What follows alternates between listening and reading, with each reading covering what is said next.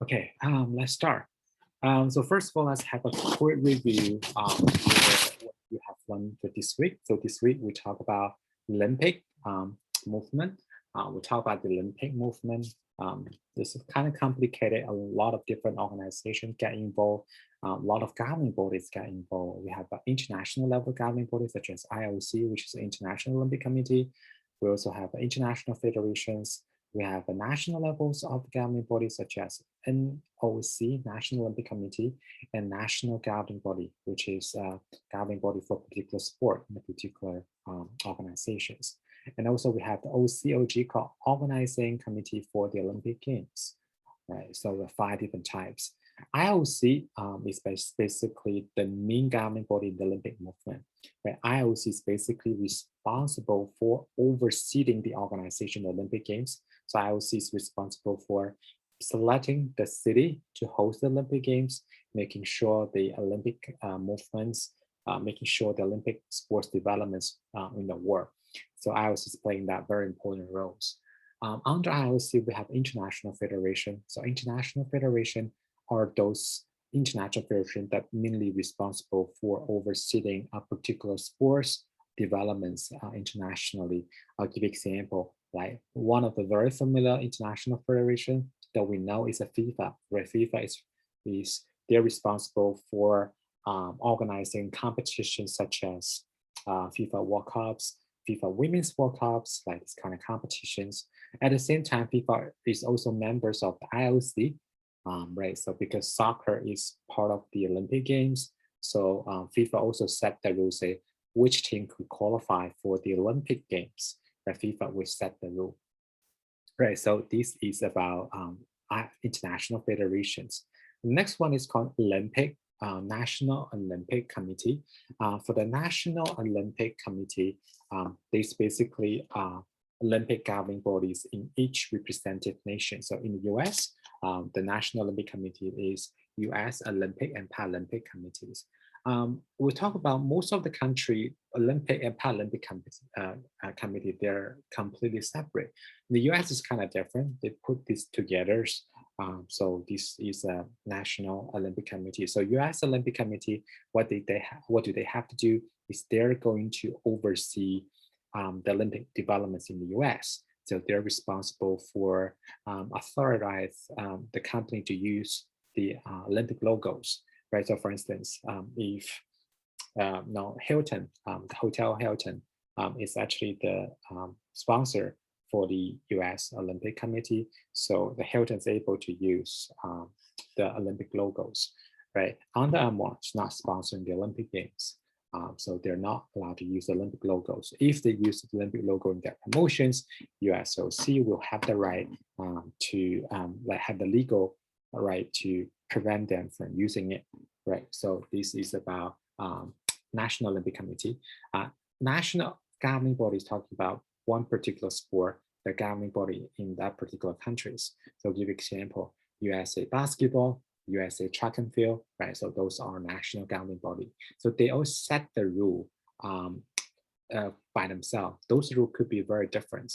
So for instance, USA basketball, if they want to select the Olympic team, so USA basketball going to set the rule. They say, I'm the first of all identify a coach first, and then the coach will appoint, let's say, 12 athletes to play for the national teams. And they compete at the Olympic Games.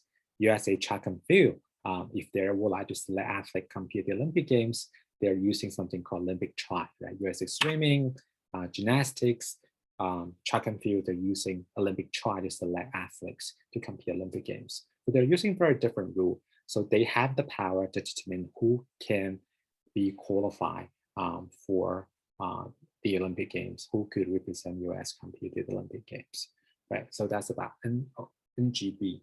Organizing committees of the Olympic Games, from the name, they're responsible for hosting the Olympic Games, organizing the Olympic Games. So those are temporary committee, right? So we talk about Los Angeles got the right to host the 2028 Olympic Games. So they have the organizing committee in Los Angeles as well. So their job is basically responsible for organizing the entire the games. They're going to find the local resources, They're going to find the venues, they're going to find the Olympic Village where the Olympic Games could be held there, right? So those are 5 different levels of the governing bodies. They collaborate together to make the Olympic movement possible. So IOC is the main one, right? IOC, we talk about the president, we have executive board, we have sanctions, right? Current president Thomas Bach from Germany. He's the first Olympic champion to become the IOC president. So he won the 1976 Olympic Games gold medals in fencing. So he's IOC president. Executive board, about like 14, 15 members. They're gonna meet every year, multiple times, talk about some major issues such as they're gonna manage it, IOC finance. Every year, IOC needs to release their financial report, so they would be responsible for put this report together, right? So every year, IOC needs to prepare the annual report, not just financial report, but also some other report, Olympic developments, this kind of report. So they are responsible for that. So every year, IOC will have IOC sanctions. So sanction participated by IOC members, about 110 IOC members more or less every year. They will have different numbers. So they are responsible for selecting the IOC president. So IOC members are also responsible for selecting the Olympic hosting city, right? So those are the major decision mainly has been decided in the sanction. So this is about 110 people, they gonna vote. And so whether Olympic Games would like to add a new sport, they have the chance to vote. Whether Olympic Games would like to ban, for instance, IOC have to decide to ban Russia for competing 2020 Olympic Games. So those decisions all done it in sanction, right? Executive board are not making a lot of major decisions. They try to give power to the sanctions, right? So any questions so far when we're reviewing these Olympic governing bodies? Any questions? All right. So the next thing we're going to do is we're going to have some discussion. We're going to talk about multiple different topics related to Olympic Games. At the end, we're also trying to let you have the opportunity to work together to talk about this week's online discussion topics. And the last thing we're going to do today is we're going to talk a little bit about the plan for the rest of the semester, the final exams, the schedule for the final exams, and also my plan for putting this final exam together. So I'm also would like to hear from you, give me some sort of idea what kind of support you will need for doing a great job in the final exam. Okay, multiple questions will be discussed today. First question is we're going to talk about the impact of the Olympic postpone. As you know, we call it 2020 Olympic Games, but 2020 we didn't have the Olympic Games due to the global pandemics, right? So initially, IOC was planning to have the Olympic Games in Tokyo in 2020 last summer, but since the global pandemic started in the beginning of the March last year, so IOC had to reconsider the decisions. So eventually, IOC decided at the end of the March, they said, we're going to postpone the Olympic Games from 2020 summer to 2021 summer. So this is the first time for the Olympic Games to be postponed. If you look at 124 years history, Olympic Games has been canceled twice. One time was during the World War I, one time was during the World War II, right? So because that was not the ideal situation to host Olympic Games when so many countries get involved with the World War, right? So, so this is the first time for the Olympic Games to be postponed. They have never had any similar experience before. So obviously, when we look at this decision a year ago, now we look at, obviously it's a smart decision, right? Decided to postpone for a year. So, but this decision definitely impact a lot of different stakeholders. So who has been impacted by these decisions? Anyone would like to contribute and join to discussions? I hope the rest of the class, you'll be able to really join the discussions. IOC responded.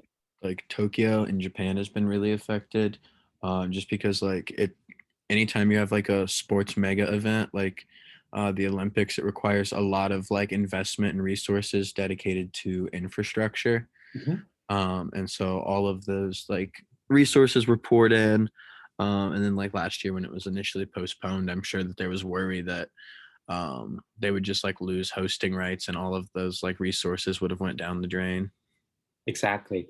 Yeah, Clayton mentioned about Tokyo definitely has been impacted by these decisions, right?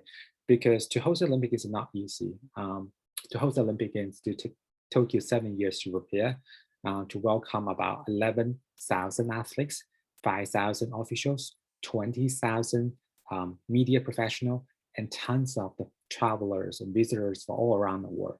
So it took them a lot of time to prepare. You need facilities, you do need to create something called Olympic Village that accommodate at least 8,000 athletes and officials, right? So those, if the Olympic Games was held last year, everything was over. Tokyo does not have to keep hold these facilities, right? Since the Olympic Games has been postponed for 1 year, right? So for instance, in the past, the Olympic Game, when the Olympic Games is over, maybe we don't need such a big facilities. We can just remodel it, make it slightly smaller facilities, save money. We can reduce the cost of the operation. Since the game has been postponed for a year, that means we cannot do anything, right? We have to keep spending money maintaining these facilities, including Olympic villages, which is also another case. So in the past, when the Olympic Games are over, Olympic Village normally will be sold to the citizens, let you guys to live, stay there. Right now, since the Olympic Games has been postponed, the Olympic Village had to be kept for a year. So those money spent on operation and maintenance is very high. So basically, Japan have to spend another $2.7 billion in order to uh, make sure everything's still be possible for these summers. So that's an additional cost for hosting the Olympic Games, right? So Tokyo 2020 staff made this biggest impact. Okay, very good. Who else has been impacted by this decision?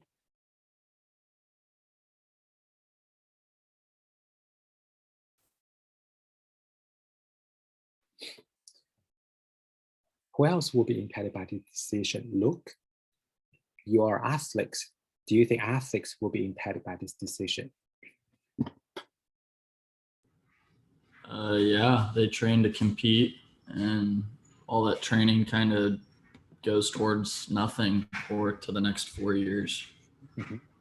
Yeah, definitely athlete has been impacted by this decision, right? So a lot of athletes, you've been preparing yourself the entire 4 years for that particular moments, right? Just 3, 4 months right before the Olympic Games, and they let you know we're not going to happen. The Olympic Games are not going to happen in a way for another year. So a lot of athletes was planning to compete for their last Olympic Games. So they have to make a decision whether I would like to prepare for 1 more years, right? Initially, some athletes maybe in 2020 is the peak of their career, right? Maybe they have a very great chance to become the Olympic champion, winning Olympic medals. But since the Olympic Games been postponed, that means giving more opportunity for other younger stars to shine. The competition become a lot more intense, right? So some athletes will be impacted. One of the examples like soccer. So unlike other sports, like soccer, they set the age. Like if you want to compete in a soccer competition, men's soccer, then you need to be under 23 years old. So a lot of athletes initially they will qualify for competing Olympic Games last year because they're under 23 years old, they can compete. Right, since the game being postponed to this year, that means they're not longer qualified. Right, to make that problem, to adjust that problem, IOC and FIFA decided to change it under 23 years old to under 24 years old, and then these athletes still able to qualify and compete for the Olympic Games. Right, another sports like gymnastics. Gymnastics is like in the past, female athlete, you need to be at least 16 years old in order to compete at the Olympic Games. Right, since the game being postponed by a year, a lot of athletes initially they were not qualify for competing Olympic Games. Now they are qualified, right? A lot of female athletes, gymnastic athletes, they are qualified right now. So they made the competition a lot more intense than before, right? Athletes has been impacted. Okay, good. Look, who else?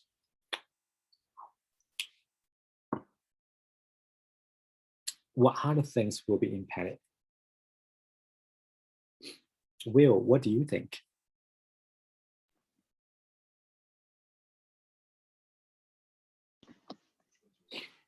I agree with what Luke said about the athletes. I think they're training for a specific time period of the year. So when you kind of get your schedule thrown off, especially with the way COVID did, it definitely sets you back and kind of affects your how you go forward.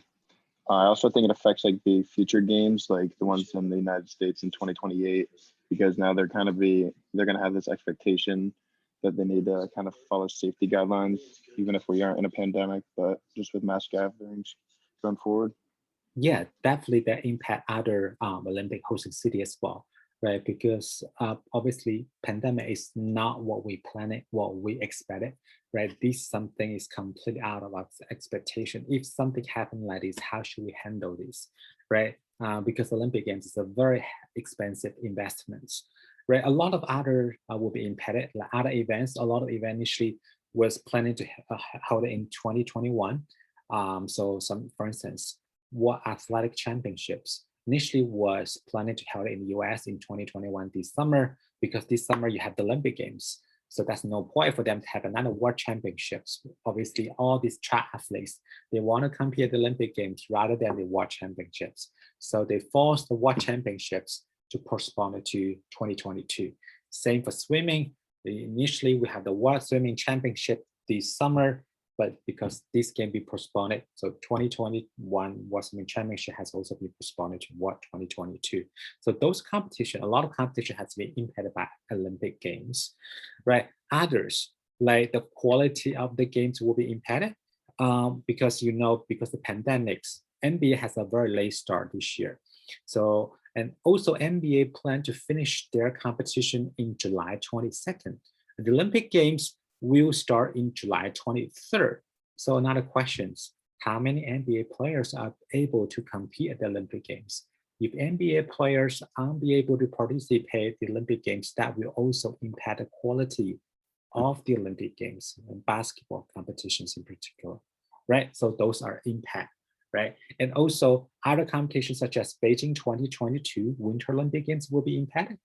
But traditionally, when the Summer Olympic Games is over, it's time for the Beijing 2022 to promote themselves. Since the game be postponed for a year, right? So they have a less time to promote themselves, right? They catch much less attention because people still worry about how Tokyo is going to be hosting the Olympics. Of course, all the sponsors, their interest will be impacted, right? They develop a plan for 2020, right? Now they have to prepare the money for 2021 as well, right? Of course, those fans, you bought a ticket, you're planning to go to Japan and watch the game, you spend money in the hotel and everything. Now everything has been changed, right? So a lot of things has been changed because of that decisions. IOC decided to have the Olympic Games this summer, planning to start from July 23rd to August 8th. But right now, it's the good time for them to have the Olympic Games, right? Because some of you, if you follow the news, Japan last week just declared the third state of the emergency, right? We still got 88 days leading up to the Olympic Games from today, but we find out the COVID still kind of like very serious in Japan. From this picture, right, you should be able to see like Japan right now, every day they have a 4,000, 5,000 new COVID cases, right? Starting from March last year to now, you can see it's kind of like the second wave in Japan. People questions about it, whether it's a good time for us to have the Olympic Games, whether Japan can host the Olympic Games safely this summer. A lot of big questions. Another survey shows 80% of the Japanese publics think they don't want to have the Olympic Games this summer. All right, so let's do a quick poll here. Do you think right now at this point of time, giving all this information about what's happening in Japan, whether is a good time for them to have the Olympic Games? Let's see how many students. Okay, now, how many students think it's a good time to have the Olympic Games? Let me see whether we have the polls here.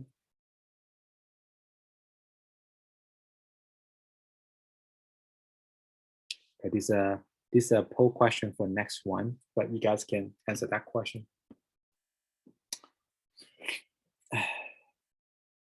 Okay, if Japan were going to cancel the current Olympic Games, what will be the biggest impact the IOC into Japan?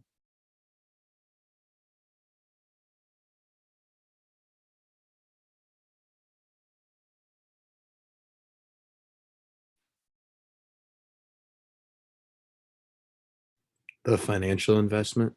Financial investment. Yeah, of course, like Japan spent a lot of money, as you mentioned previously. Financial investment will be one of them. What else will be impacted by Japan? What else will be impacted if they decide to cancel the Olympic Games?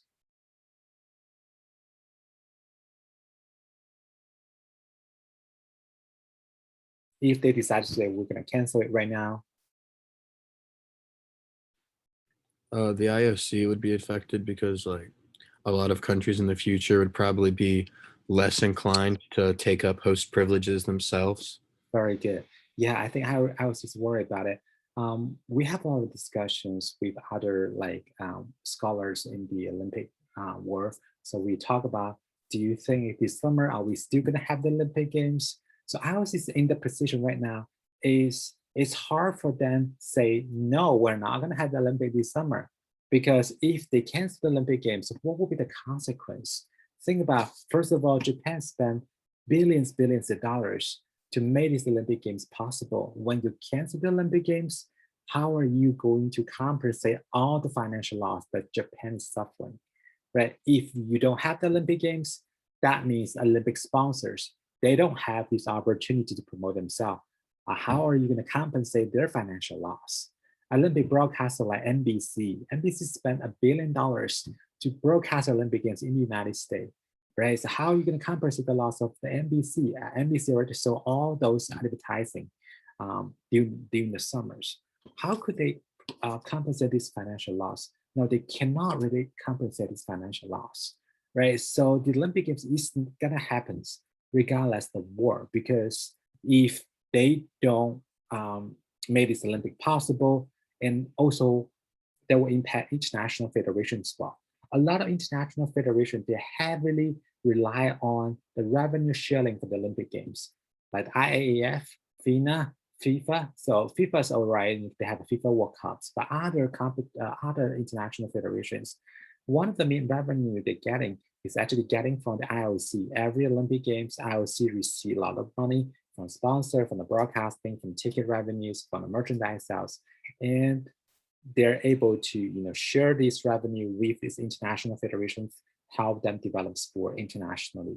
Without having the Olympic Games, all these international federations will suffer financially. Some of them may be experiencing bankruptcy, right? So that's the big concern if we cancel the Olympic Games. But if we're going to make that possible this summer, what are the biggest challenges? What are the biggest challenges? Let me ask the students. Hazuka, what are the biggest challenges if Japan still planning to host the Olympic Games this summer? Obviously, the safety concerns. I heard that they're not gonna bring in tourists from other countries, but there'll still be athletes and their trainers and other officials that are gonna come from other countries. So it definitely has the chance to spread the disease significantly in Japan. Exactly. Yeah, the biggest concern is the safety, right? We talk about right now, the COVID case is still kind of high in Japan. Every day, 4,000, 5,000 cases. They haven't reached the peak here. So how long would it take for them to really manage the crisis? No one really knows. That's the first thing. Second thing, we talk about 80% of people are not happy having the Olympic Games this summer because they think we need to spend more time deal with the crisis right now in the countries, right? Of course, the biggest concern is we still have about 11,000 athletes coming to Japan, right? We still have about 5,000 officials, so many media officials, they're gonna come to Japan. How are you gonna make sure none of them bring any disease, bring those COVID to the country? So that's the biggest concerns, right? Obviously, that's one of the very big challenges for them. They have to go and think about. And also, another big concern is that we talk about 80% of people are not happy have the Olympic Games this summer. So how are you going to guarantee to these citizens, let them know that although we're going to have the Olympic Games, but you still just, we need to make sure if we do need some other resources in other area in the country, that we still have the resource available for you. Because a lot of people worry that if you're going to have the Olympic Games, right, if that is COVID outbreak during the Olympic Games, you're going to invest everything, you can put all the resources there to solve the problems, and other people actually do need that maybe medical service, but they not be able to receive because of this, right? So that is a very difficult, very challenging for that. We talk about this Olympic Games, it's going to happen. Japan need the Olympic Games, right? IOC need the Olympic Games, right? So another thing, the good thing for having the Olympic Game this summer is we talk about the whole world being suffering these global pandemics for such a long period of time, right? 11 months, like 11 months, 12 months. Like currently still some countries suffer significantly, like India, you know, in the most recent days.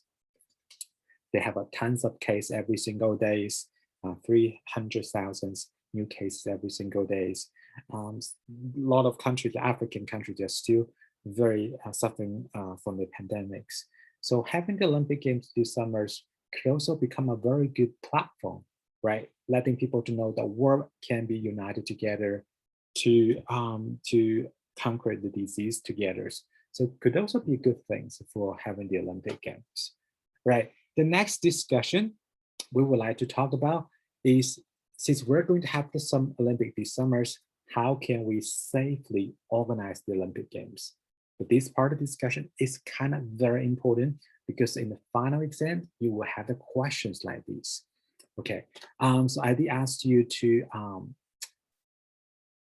this poll previously, right? This poll question is, do you think NBA bubbles is a great idea for hosting the Olympic Games this year, right? So we can see the students, about 9 students complete the poll. We can see about 60%, nearly 70%, 66% of students say yes. No, that's not a good idea. 33 students say yes. Why do you think? I forgot I had 115. It's Sam, 157. Oh, jeez. Yeah. Sam, what is your opinion? Do you think having the NBA bubble is a great idea for having the Olympic Games this summer? Why is it a good idea? If you say no, why not? Yeah, I think it's a pretty good idea. Why do you think it's a good idea? I just think that I don't know. I guess yeah, I don't really know. Okay. Anyone have a different opinion? Think they don't think that's a good idea? Rebecca, what do you think? I don't think it's a good idea because I think a lot of things could go wrong. The NBA did a bubble and the NHL did a bubble, and while they were mostly successful, they did have cases that did happen. And I think especially if you have a bubble with international countries from all over the world, someone's going to bring it in and it's just going to be a huge breakout. So I think they should avoid it. Okay, yeah, you say if that someone bring the new case, COVID case to Japan, and since we have so many people in the same area, so that will create more problems, so we create more outbreaks, right? So that is the biggest concern. Bubble is not, sounds like a good idea. As what Hazuka mentioned previously, so Japan is planning not to welcome international tourists to go and visit the Olympic Games. But we still have 11,000 athletes. We also have 5,000 officials, have media professionals coming from all around the world, or we have the volunteers, international volunteers as well. So how are we going to manage it? This crisis is kind of very big issues. So does anyone would like to share their opinion? Why do you think having the bubble is a good idea or may not be a great idea?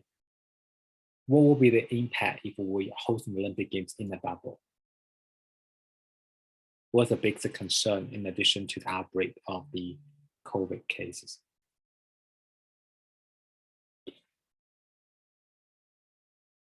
Lian, what do you think?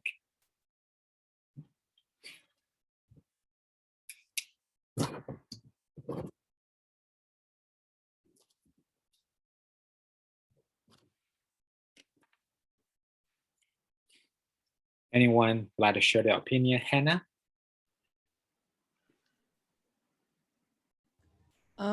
I think the best way would probably, I mean, by the time that the Olympics happen, I think that everyone could probably, like all of the athletes and coaches and everyone, maybe not potentially the fans, but like all the athletes and everyone actually involved could probably be vaccinated. Mhm. So I think just enforcing that instead of a bubble, Would be a better idea. yeah, I think that would be easier and just more logical, and just you would have to obviously like prove with your vaccination card that you were vaccinated. And I think that's the like safest way to do it. Yeah. Okay. Yeah, I think if all athletes being vaccinated, that will be the most ideal situations. Maybe we'll be able to minimize the potential outbreak of the COVID, right? So what would be the potential problem if we're using bubble, these strategies? Okay, as what Rebecca mentioned previously, first of all, we worry about the potential outbreak of the COVID case. If one people bring COVID cases, they're living a bubble, they will outbreak, the possible outbreak of the COVID case could be a serious damage to the Olympic Games, right? That's a one thing. The second thing we have to consider about financial loss. If everything's going to be bubble, that means you don't have a fans come here to watch the game, you lose all the ticket revenues, which means you don't have any merchandise sales, right? No fans going to watch the game and no fans going to buy merchandise products, right? And for all the sponsors, the sponsors' value is going to be impact as well, right? Sponsors initially would like to use the Olympic Games to host their guests, would like to use the Olympic Games to actually sell their product to the customer directly, but without having these opportunities, without having the fans come here to watch the games, all the sponsors, how could they sell their product to these customers? The sponsors will not be happy about that either, right? And what else? Look at the NBA last year, they didn't have fans. They lose the ticket revenue, the viewership is also poor, right? Could also happen in the Olympic Games because without fans supporting the teams, maybe the viewerships will also be poor internationally. That will also hurt the image of the Olympic Games, right? Another financial loss, since they didn't allow the visitors, right? So for all the Japanese company, they are expecting the local, for all the Japanese company, they're expecting these international visitors like athletes, officials, media members, they're able to go and shop, spend money over there, help with local economics, right? If you make a bubble, they cannot really travel, they cannot make any, they cannot spend any money, so they're not good for the economics. So the Japan, the Tokyo will suffer economic loss, right? So those are bubbles. That's why I would say bubbles not the best idea if they want to hold the Olympic Games in that situations. Okay, so then we have to think about how we are able to develop all the policy, rules, regulation to make sure the game can be delivered safely. So one of the biggest challenges, like what Hannah just mentioned previously, is whether we'll be able to get all the athletes vaccinated. So now we're 88 days leading up to the Olympic Games. Is one of the biggest problems. Why? Because vaccine is only available in certain markets, right? In US, about currently 40% of adult has already been vaccinated, fully vaccinated, right? But we still got a lot of people haven't got vaccine yet, right? Should the athlete have the privilege to get a vaccine in certain market in country? That's a question. Like Australia, for instance, they were planning to let athletes get vaccine first. But a lot of citizens was not happy about it. How come they are able to get vaccine and we can't, right? Why do they have the privilege than us? So that is a question. Another big question is for the developing countries, right? All the African country, they cannot get access to any kind of vaccine right now at this point. A lot of Asian countries, they can't get vaccine right now.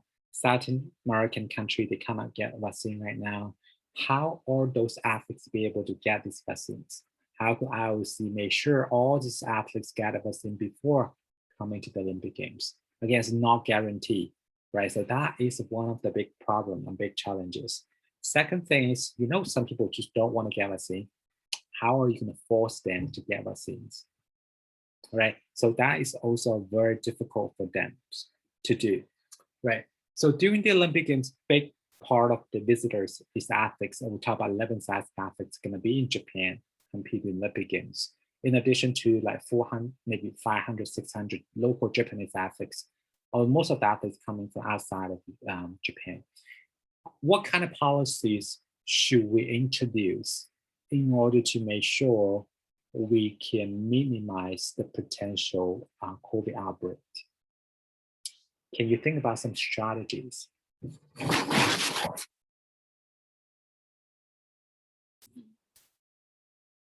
Can you think about some strategies?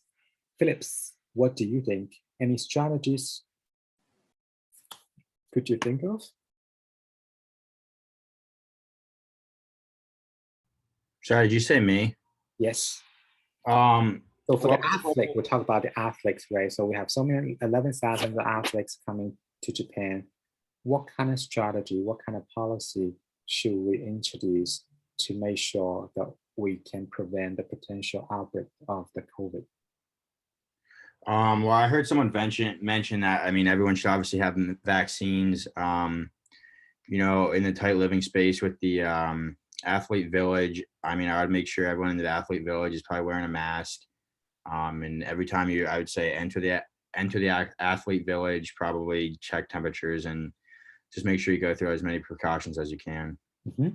Okay, you did mention about we need to have a vaccine for all the athletes before entering Japan, right? Second thing is mask required in the public place, right? Mhm. Particularly in the Olympic Village, when they compete in competition, they have to have the mask on, right? So, okay, that's very good.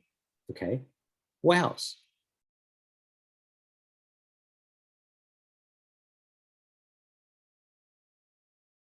What else? What else should they do right now? They could implement like a mandatory like isolation period leading up to traveling to Japan for the Olympics. So they could say like within like 2 weeks of like your like arrival date, you need to have like report like a negative COVID test and like remain in isolation for like the 2 weeks leading up and like minimizing your contact with people that would change your test results. Yeah, so this could be done maybe in Japan. They say whether IOC to go and talk to Japan, say, do you have the place where you'll be able to accommodate these people who can come here 2 weeks earlier?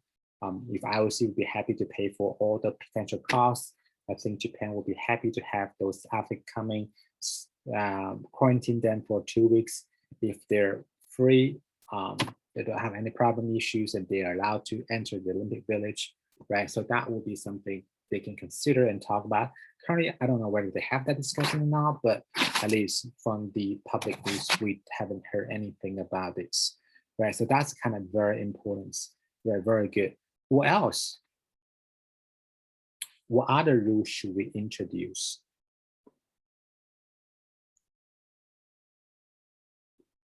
We have been experiencing pandemic for about a year and a half, more than a year, right? We have heard so many different strategies. What other strategies do you think is necessary?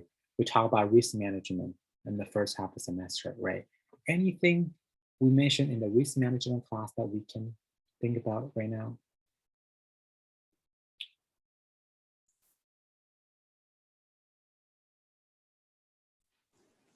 Maybe like not allowing athletes to go outside of the Olympic Village when it is not necessary to avoid any risks Okay. out in public.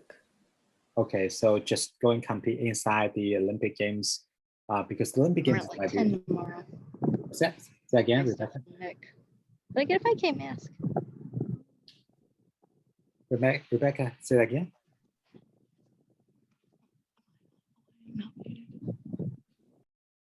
Yeah, like Hazulka mentioned about we shouldn't allow athletes to go to the publics right? Maybe we can sell something at the Olympic Village, right? They can help the local business on one hand.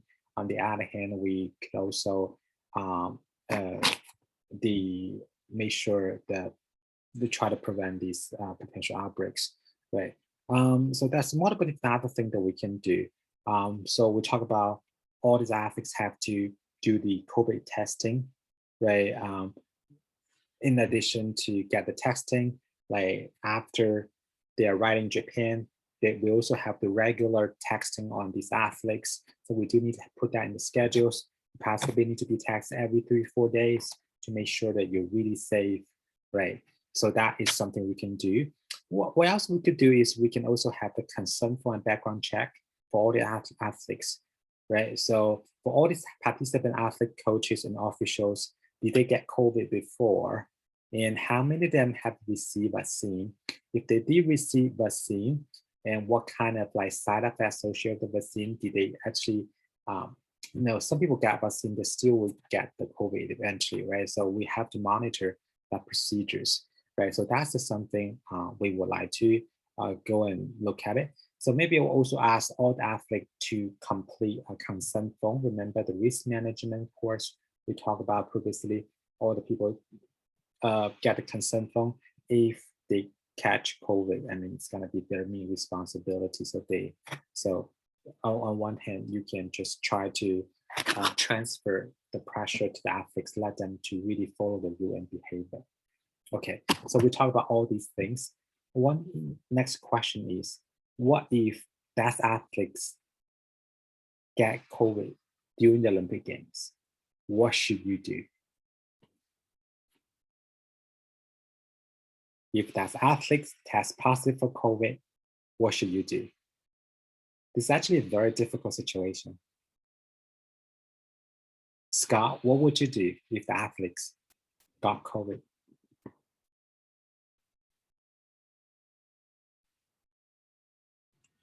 Definitely have some procedures in place where they would get like quarantined straight away so that no one else could get affected or anything like that. And just have a plan in place or like a quarantine like facility. Okay, so the question here is, if athletes got COVID during the Olympic Games, should the athlete be banned from competing in the Olympic Games? I would say probably, because that means they probably weren't following some of the protocols. Okay, so another question is, we're now working on the contact tracing, right? So anyone who contact with these athletes should also be banned from competing in the Olympic Games.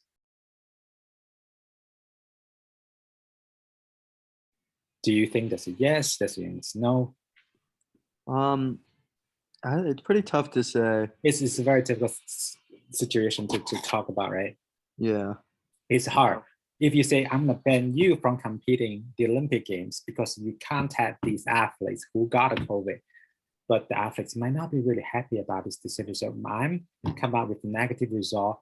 Why should I be banned? Right. So and they would end up banning just so many people. Yeah. That you possibly will ban a lot of athletes, maybe coming from one country, right? Maybe coming from one particular sport that may cause potential discrimination issues, right? You may receive a lot of future legal issues, right? So that's actually a very difficult situation. So as event organizers, when you go and develop a policy, you do need to think about potential sanction, whether this sanction is appropriate, right? So that's something I want you to go and think about, right? Thank you, Scott. And the reason we have a lot of time to talk about the potential strategy that we can use to deliver a safe Olympic Games is because the final exam, we will have that one big questions and ask you to go and develop the policies and the related athletes. And so this policy, you need to make sure all the athletes should follow how be able to deliver a safe Olympic game, deliver safe games, right? So that's something I want you to go home and continue to think about it. We have a lot of discussion today. We talk about different kind of strategies. What kind of strategies should we be included in these policies? So we can go home, prepare that questions, Any other questions about these topics?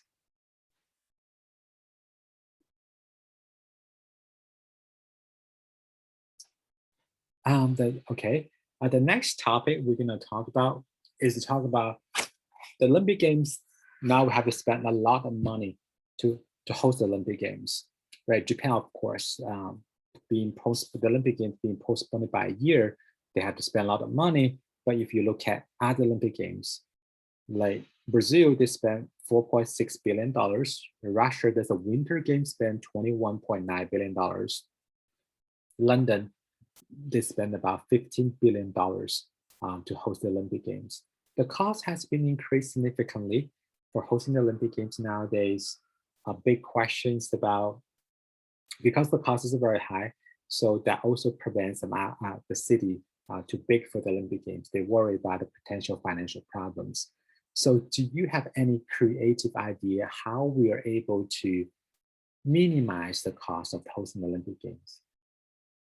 When we're not in the position to downsize the Olympic Games, how can we keep the current size of the Olympic Games, but we are also able to reduce the pressure from hosting cities? Can you think about? I guess. Yeah, go ahead. Oh, one thing I'll say is I think to use instead of building new stadiums, like actually use stadiums that are already there. I think that would reduce the cost a lot, and it could be a cool way to show off their stadium to the world, I guess. That's a good idea. I mean, Sam mentioned about it. Most of the Olympic City right now, they're still using some of the existing stadiums hosting Olympic Games, right? But the problem is the Olympic Games, that's at the third, now Tokyo Olympic Games have 33 sports. So they do need a lot of facilities. So not all the cities are able to, all the cities who want to host the Olympic Games are able to have that many facilities like to host the games. So any other idea that how we be able to minimize the cost in the future when we have the Olympic Games? Sam brought out a good idea. Anyone else want to contribute to that discussion? I was going to say that making sure that the new facilities that are built are repurposed after the Olympics. So making sure that they're spoken for to be used by different sports teams or something like that. So they're not just going to waste. Very good, Laura. We talk about the Green Olympic Games, like this kind of like a new idea has been utilized in the past, like the 10 years, 15 years. We try to using green technologies to build the stadiums, make sure the stadiums do be able to use after Olympic Games, not wasted. Because lesson we learned from 2004 Olympic Games in Athens, a lot of facilities spent a lot of money to build when the Olympics is over. They didn't downsize the stadium, so many stadiums became useless eventually. So think about how we able to, so when we build a new facility, we think about what do we need to do after Olympic Games. I'll give example, like London Olympic Games, they built a brand new stadium for the opening ceremony. They can accommodate 80,000 spectators. When the Olympic Games is over, they downsize the stadium to a soccer venue that can accommodate 30,000 spectators and sold it to West Ham, which is English Premier League team, let them become their home venues. So the team, they don't have to build a brand new venue. They can just use the venue that hosts the Olympic Games and also solve the big problems that would build a brand new stadium, but we're not going to be able to use it, right? Very good point, Laura. Wales.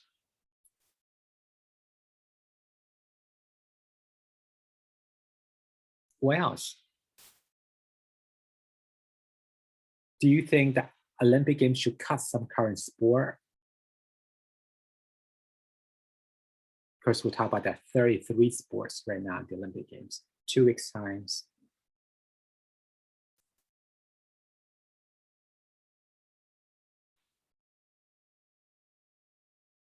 Justin, what do you think? What strategies could you think of in order to reduce the cost of the Olympic Games?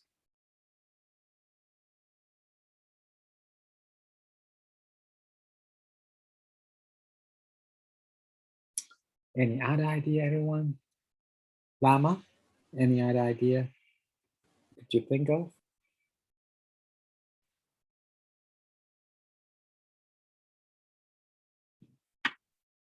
So there are a lot of some other idea that we can think of. When we look at the Olympic Games, one thing really prevent the Olympic Games to be continue growing is they only allow one city to host the Olympic Games.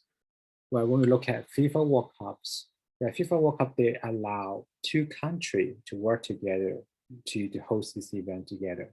Whereas the good thing, if you look at FIFA World Cup, is when you have two countries work together to host Olympic Games, that really give the opportunity to more countries to host the events, right? And the FIFA World Cup, because it allowed two countries to work together, so a lot of two countries, they can release the pressure, they can share revenue sources, they can share a lot of different sources, right?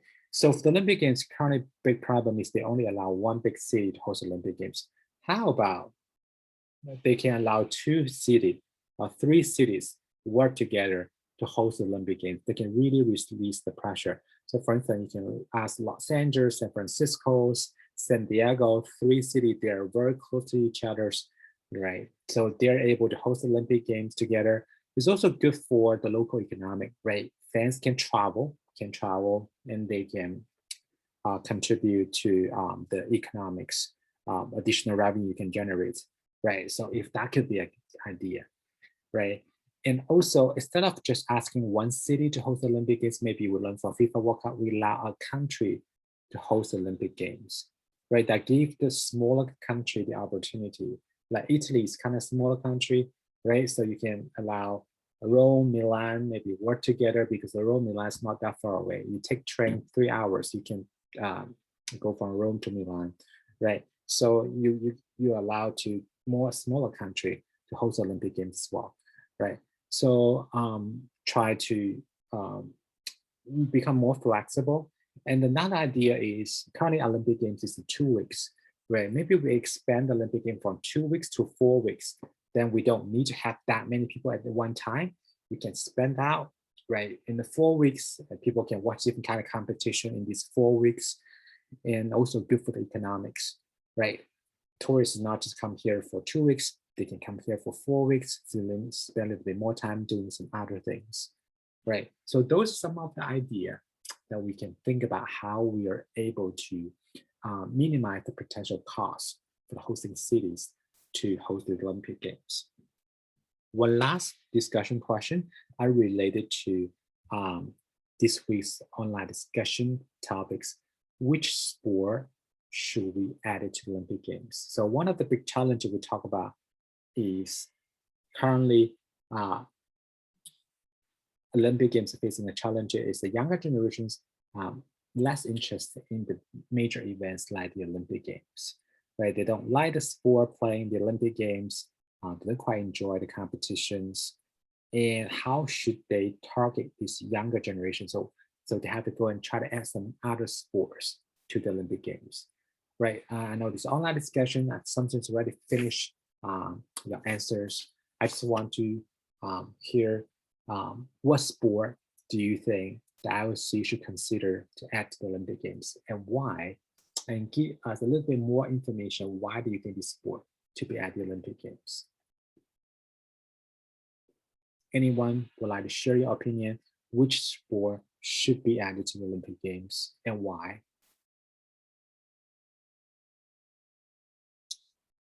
Some students already finished your answer, right? You can share your answer to the whole class.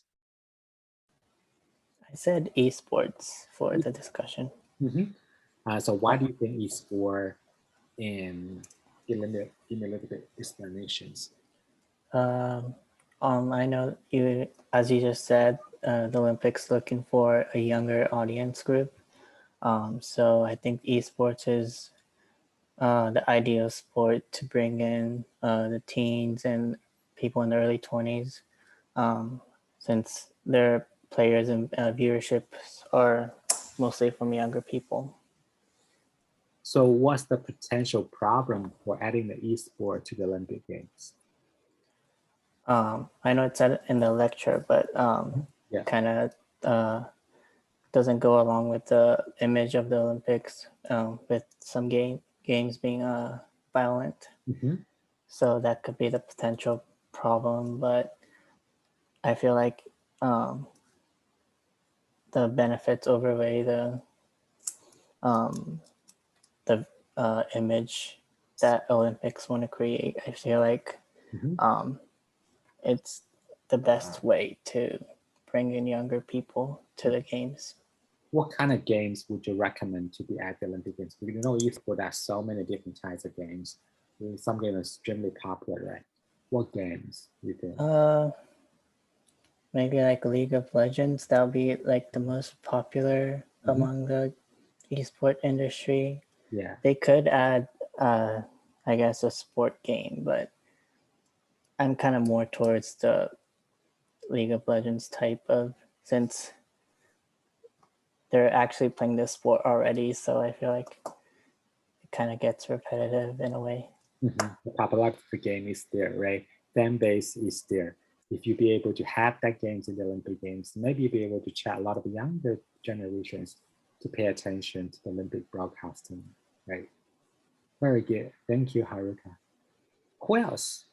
In addition to esport, other sport you think we should also include them in the Olympic Games because they're popular internationally, or they're getting popular, and also good for targeting younger generations.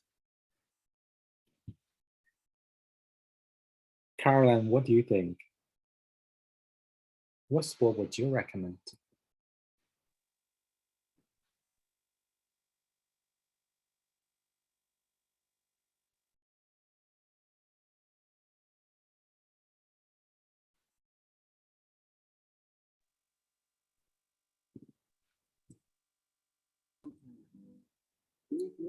What sport would you recommend, Caroline?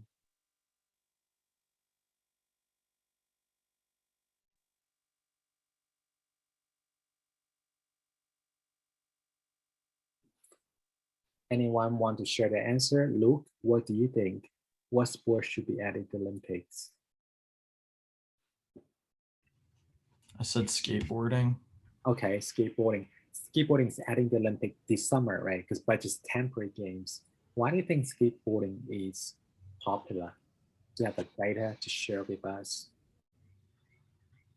It has a kind of a younger fan base of people. It's similar to snowboarding, and snowboarding has its own fan base with the Winter Olympics, and I feel like skateboarding would bring in a lot of those snowboarding fans into the Summer Olympics. Yeah, I think IOC try to add a lot of extreme sports, right? You can see the Winter Olympic Games in the past was not that popular, but after adding a lot of these snowboarding, like this kind of like extreme sport, they made the game become more appealing to the younger generation, and more people start paying attention to the Winter Olympic Games. The Summer Olympic Games can also try to add some of the extreme sport, like high diving. It's sort of like very extreme sport, and people may be very interested to see how people jump from like 21-meter platform to the pool, and that's made the game very exciting, right? Right. So those some of the idea, right? So this is gonna be online discussion for you for this week. Again, today submit your answer. Thursday is the time for you to respond to another 2 students, right? So this is also technically the last assignment for you this semester. I think before the final exam, you should be able to see all your update grade. You should sort of got some idea where you're at and what grade you'll be getting from this class. All right. Okay. Any other question about Olympic movement?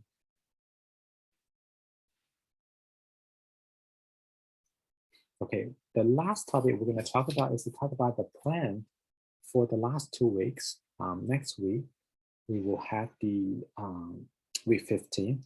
So next week, we'll have one topic is the International Sports Federation. We'll talk about FIFA, how FIFA has been experienced reform in the past, and how these what's the process like, and also the corruption the FIFA were facing, how did they handle about these corruptions, right? So this is the topic for the last week's class. Next week, I'm also planning to have the Zoom lecture on Thursday, which is going to be the final exam review sections. I will have the final exams study guide available next week. So I possibly will make it available on Tuesday. So you can go look at study guide, maybe start to prepare a little bit. If you have any question, you can go and ask me on Thursday. On Thursday, my goal is first of all, help you to recap things you're gonna learn next week.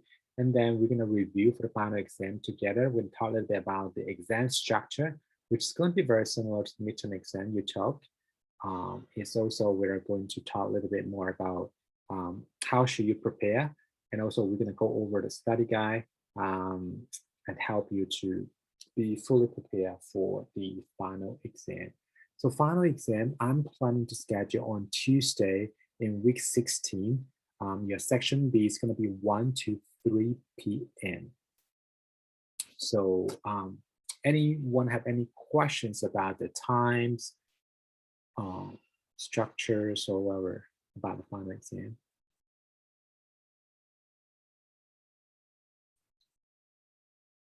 So are you guys okay with the time I've scheduled on Tuesday on week 16, 1 to 3 p.m.? Yeah. What about the people who have other exams scheduled for that time? If you have other exam scheduled at that time, you can let me know in advance. I could let you take it either before or after the exam time. Okay, thank you. Mhm. So how about other students? Are you okay with the time?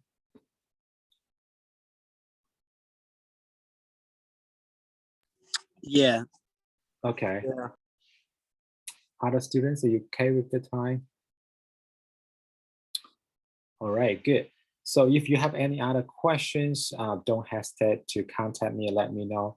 So I'm gonna see you guys next week. We're gonna review the final exam together. All right, that's it for today, everyone. Thank you so much for attending today's class. We'll see you guys next week.